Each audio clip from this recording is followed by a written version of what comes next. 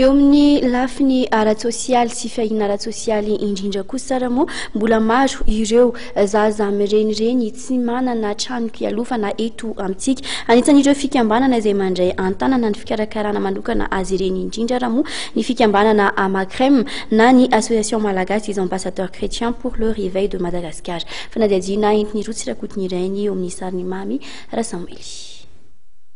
Anisan'ireo zaza izay tsy mandeha an-tsekoly intsony ifanilo noho ny antony tsy maharaka ny fampianarana azy intsony ny ray aman-dreniny. Efatra mianadahy izy no velomin'ireo ray aman-dreniny ary izy ihany aloha hatreto no taizany fikambanana AMACREM izay misahana manokana ny fandraisana tanana ireo zaza mirenireny an-dalambe na ihany koa ireo zaza izay sahirana ny ray aman-dreniny. Iantony fikambanana avokoa ny fitaovam-pianarana hatramin'ny fanampiana ny ray aman-dreny izay tsy hanasa ary hofanina mba hafita hiavitena izy ireny.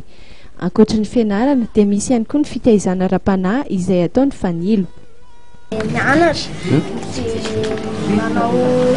manao chorale de gospel dia ny anaran'ny gospel anay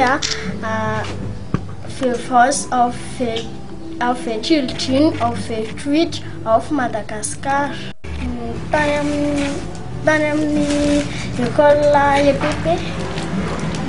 Taiza ho aiza ny EPP zany, taiza nareo mipetraka taloha?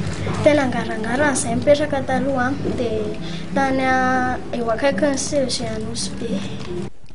Ahitana ireo karazana fitaovana fampiasa entina anjairana ihany koa amin'ny foibe misy ny fikambanana AMACREM.